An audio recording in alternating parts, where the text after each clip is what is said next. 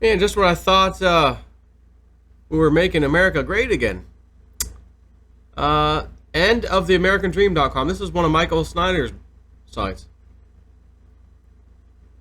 The Department of Homeland Security plans to compile a list of all bloggers, journalists, and social media influencers. Many were hoping that once Barack Obama was out of office, we would see less of this Big Brother surveillance nonsense, but instead it seems to be getting even worse. In fact, the Department of Homeland Security has just announced that it intends to compile a comprehensive list of hundreds of thousands of journalists, editors, correspondents, social media influencers, bloggers, etc., and collect any information that could be relevant about them. What the hell does that mean? So if you have a website, an important blog, or you're just very active on social media, the Department of Homeland Security is going to put you on a list and will start collecting information about you. The DHS has already announced that it will hire a contractor to aid in monitoring media coverage, and they will definitely need plenty of help because it's going to be a very big job.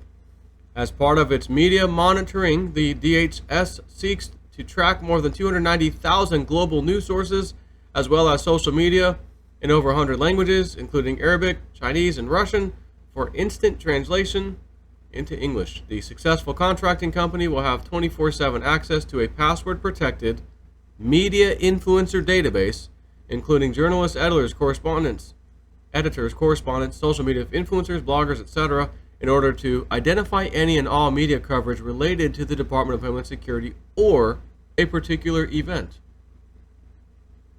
Like a school shooting or a phony election? That kind of thing, or what? Any and all media coverage, as you might imagine, is quite broad and includes online, print, broadcast, cable, radio, trade and industry publications, local sources, national/international outlets, traditional news sources, and social media. If this sounds extremely creepy to you, that's because it is extremely creepy.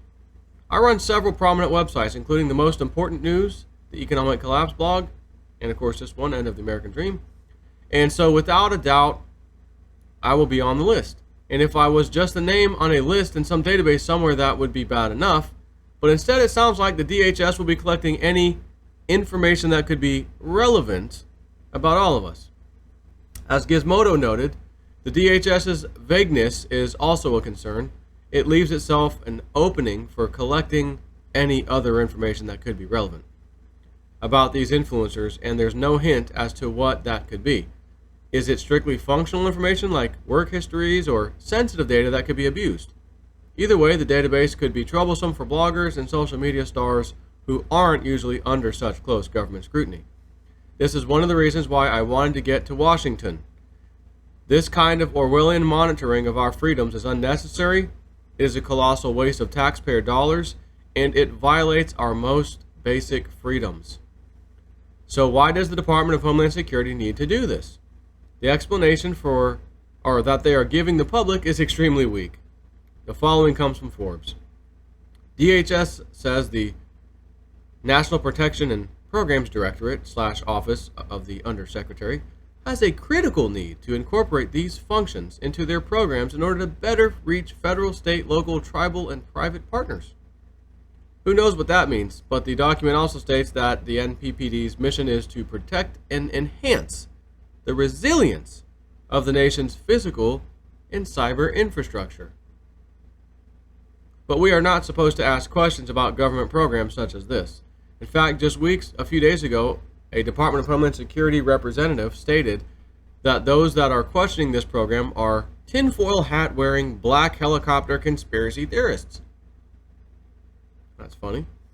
If you find yourself skeptical of this proposal of mass state monitoring of the press, consider yourself a bona fide member of the tinfoil hat wearing black helicopter conspiracy theorists, DHS Representative Tyler Holton said Friday.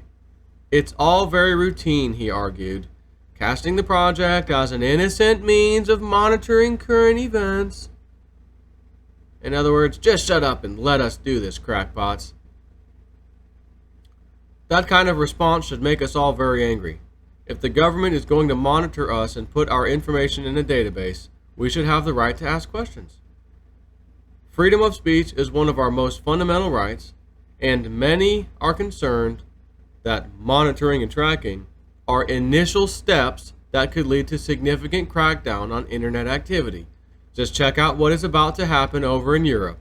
The internet has made it possible for ordinary people to communicate with one another on a massive scale, and any efforts by national governments to interfere with that must be greatly resisted. Unfortunately, it appears that this new Department of Homeland Security program is moving ahead rapidly. In fact, it is being reported that 7 different companies have already expressed interest in participating. 7 companies, mainly minority or women-owned small businesses, have already expressed interest in becoming a vendor for the contract, according to the FedBizOps website. All it takes for evil to flourish is for good men to do nothing. Please spread word about this creepy new surveillance program to everyone that you know, because what they are doing is not right. Strongly agree, but I'm going to go ahead and tell you,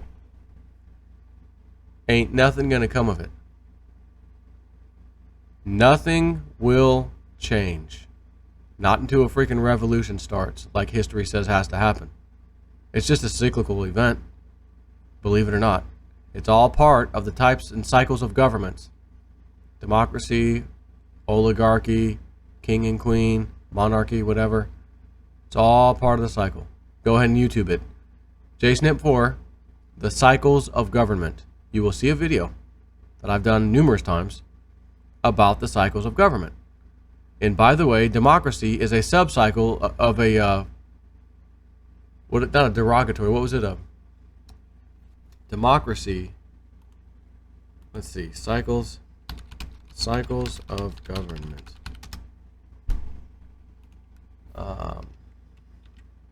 Democracy. Yeah.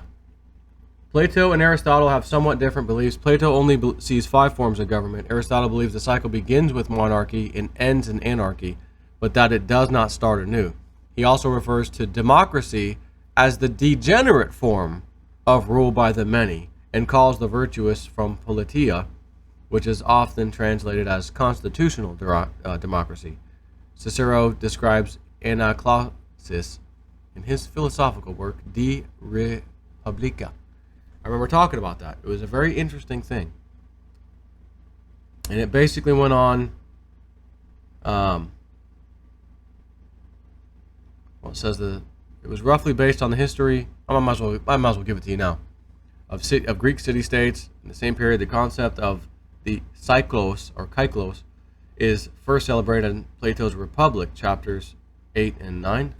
Or is that, 8 and 9. Polybius calls it the anakyklos, or anacyclosis. According to Polybius, who has the most fully developed version of the cycle, it rotates through 3 basic forms of government: democracy, aristocracy, and monarchy, and then the 3 degenerate forms of each of these governments: ochlocracy, oligarchy, and tyranny. Originally a society is in ochlocracy, but the strongest figure emerges and sets up a monarchy. The monarch's descendants, who because of their family's power lack virtue, become despots, and the monarchy degenerates into a tyranny. Because of the excesses of the ruler, the tyranny is overthrown by the leading citizens of the state who set up an aristocracy. They too quickly forget about the virtue, and the state becomes an oligarchy. These oligarchs are overthrown by the people who set up a democracy. And democracy soon becomes corrupt and degenerates into ochlocracy, beginning the cycle anew. And he said all the philosophers believed that the cycling was harmful. The transitions would often be accompanied by violence and turmoil, and a good part of the cycle would be spent with the degenerate forms of government, aka democracy is one of them. Aristotle gave a number of options as to how the cycle could be halted or slowed. And you'll appreciate these. Ready? Even the most minor changes to basic laws and constitutions must be opposed, because over time, the small changes will add up to a complete transformation. Raise your hand if you've seen a very large transformation happen in America from the time this country was founded because of this little pecking at a little bit here, a little bit there, right? In aristocracies and democracies, the tenure of rulers must be kept very short to prevent them from becoming despots. And here's one of my favorites, third one. External threats, real or imagined, preserve internal peace. Catch that? External threats, real or fake, is what it just said. Real or fake, preserve internal peace. The three government basic systems can be blended into one, taking the best elements of each. If any one individual gains too much power, be it political, monetary, or military, he should be banished from the polls. Judges and magistrates must never accept money to make decisions. We don't see that these days now, do we? Hold on.